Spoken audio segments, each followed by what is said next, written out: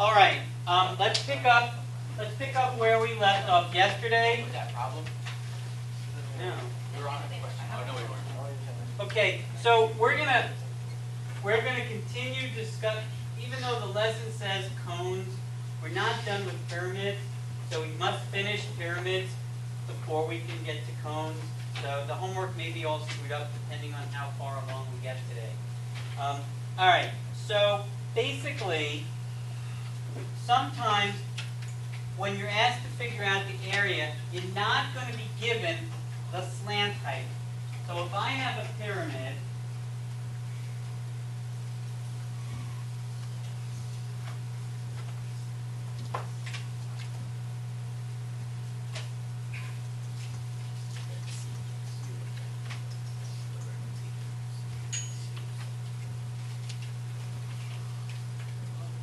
that's the worst pyramid ever.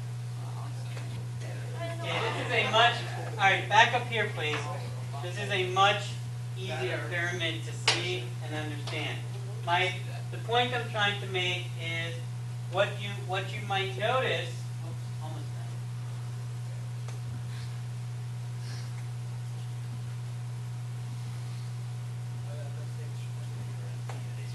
done. Okay, now what you're not given is the slant height. In the formula for the surface area of a pyramid, you remember that the surface area is 1/2 the perimeter times the slant height plus the area of the base. The problem here is that we don't know the slant height. Instead, what we're given is the length of the altitude. Altitude, you will recall, is a line that goes from the vertex down to the base and is perpendicular to the base. Okay, so what we have to show, in order to use that formula, what are we going to have to figure out? In order to use this formula, what do we need? We need the perimeter, the slant height, and the area of the base. So in order to do that, we're going to have to use the fact that this is what kind of triangle? Regular. Right. Regular triangle. Right. A right triangle.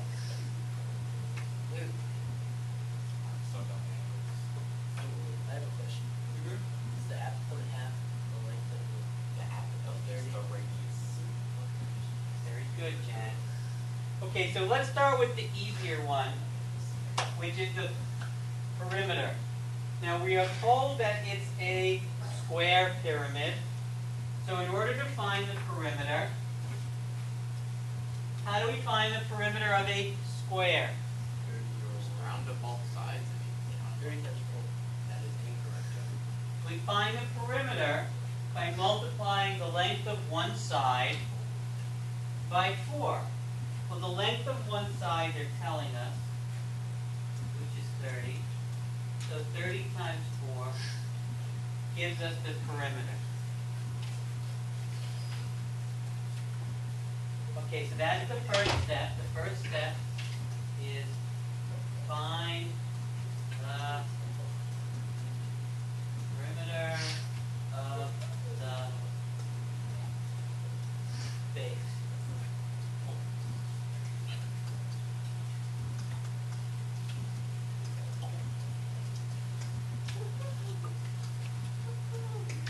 Step number 2 is to find the slant height. Now again, you have to recognize that there's a right triangle here. Number 1. Because the fact that it's a right triangle is going to let us use what? Pythagorean.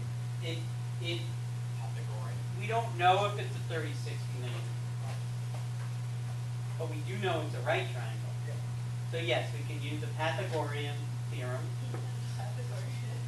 Pythagorean. Pythagorean.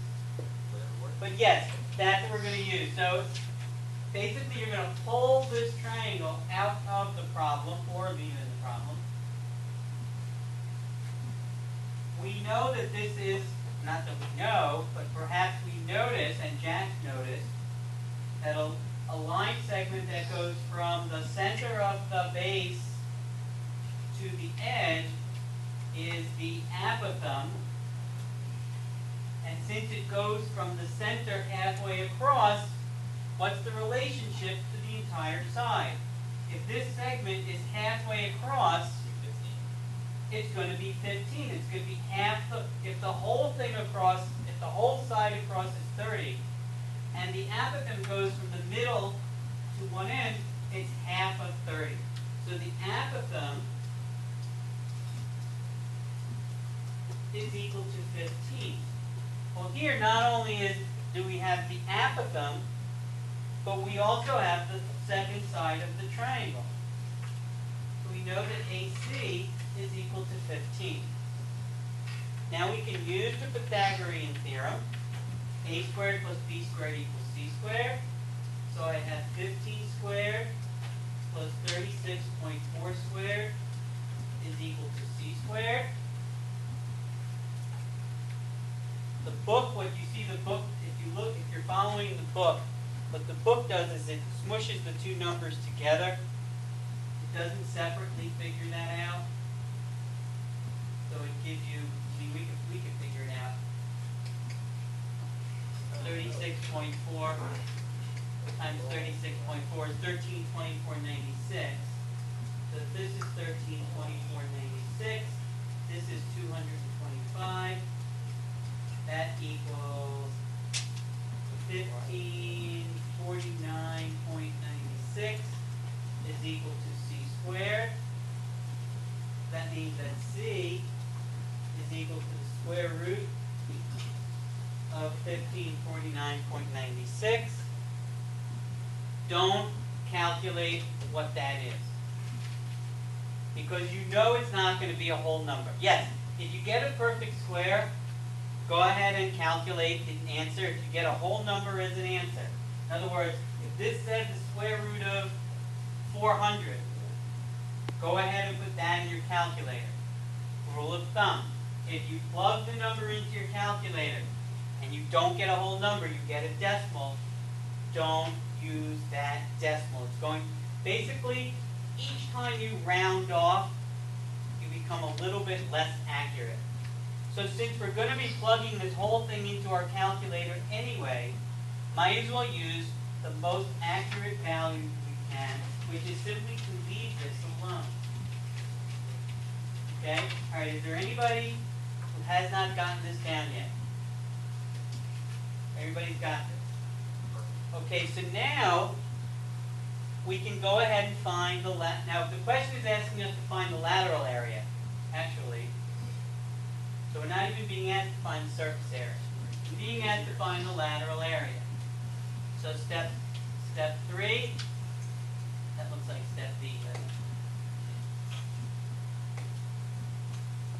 Step 3, find the lateral area. Well, the lateral area, again, is 1/2 the perimeter times the slant height. So the perimeter we figured out was how much? The perimeter was 120 times the slant height, which is the square root of 1549.96.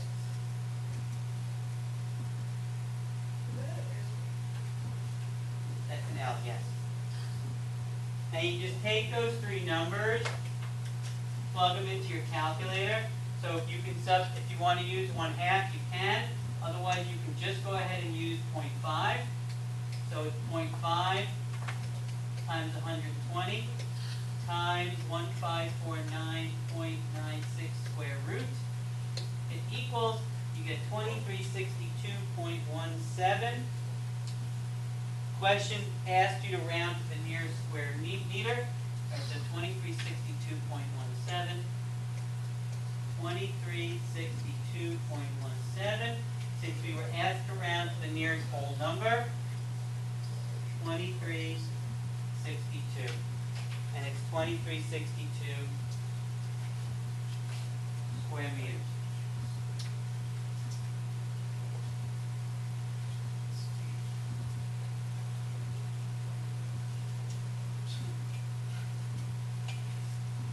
Okay, does anybody have any questions? Find the lateral arc.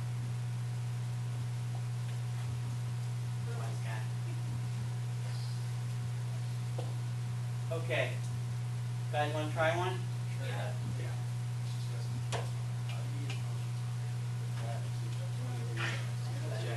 From here to here? Calculate. 0.5. 0.5 times 100. Just plug these three values directly into your calculator. That's a square meter. Yeah. That's what I'm saying. That's why I'm saying there's no reason. There's no reason to round it. There's no reason to plug it into your calculator to get a value here. Because you're only plugging with your calculator again. The more you round off, the less accurate your final answer is going to be. That's why we have a rule in math that says don't round until the last step. Alright, so let's... Okay. Let's start with the easy part. What's the easy part? The easy part is the perimeter. Yes, it is. So if one side is 36, what's the perimeter? 16. 216. Okay, now to get the slant height, remember we're going to have a right triangle. We are told that the altitude is 42. We are told that the apothem is 18 times the square root of 3. So a squared plus b squared equals c squared. I have 18 times the square root of 3 squared and 42 squared. My suggestion is either just multiply this in your calculator and then square it, or what is the square root of 3 squared? Any number in a square root that gets squared is square that. 9.7. Square root of 3 is 1.7. Oh. 6. Look, there's the square root of 3. Okay? If I multiply that times the square root of 3, I get 3. Any number under a radical sign squared is just that number. So what I get is 18 squared, which was, what, 256? 324. So I get 324 times 3, which is 1,072. Makes it a lot easier. What? That made a whole lot more sense. And then 42 squared is 1764 plus 1072 gives me 2836. So my c squared is 2836, right? That we got 2836. But we don't want c squared, we want c. So that's going to be the square root of 2836. And remember, I told you, don't put that in your calculator. It's a whole number. You do. What is it? 324 times 3 is 972. Oh, 972. Okay, so I get 2736? Yeah. Okay, thank you. All right, so now my L is the square root of 2736. It doesn't matter what the actual number is. So now we're going to multiply 0.5 times 216 times 2736 square root. It equals, you get 5649.13. Round to the nearest whole number, 5649. Okay, if you did not get this, do you have questions about where you made your mistake? Yes. No, I don't have a question. Okay, that's fine, that's the whole purpose of this, is if you don't get it, to go over it so that you do understand it. Okay, so your homework is going to be just another 3 questions. You know what, 4 questions. Page 741, 9 through 12.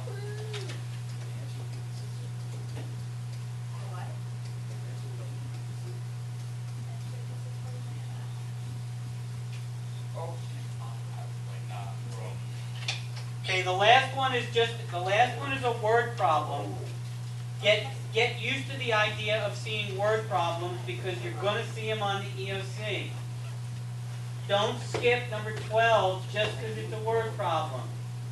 You're going to see them on the EOC.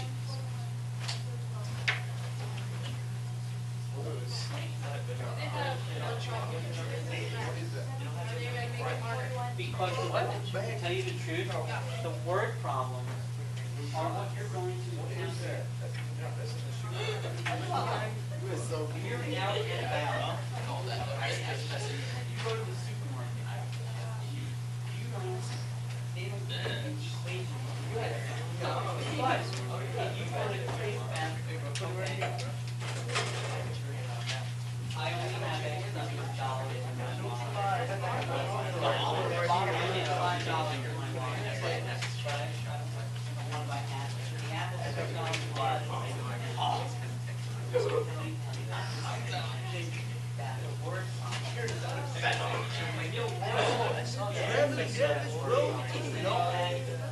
what's happening? Your math class, they just press almost all word problems. This idea of here's going on brand. Ask for it. And you're going to get exactly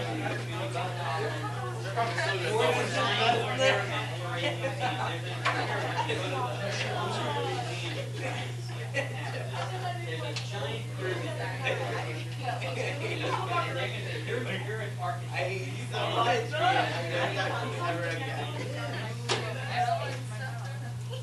Aluminum costs X number of dollars per square foot. Glass costs X number of dollars per square foot. How are you? And which one should you do? All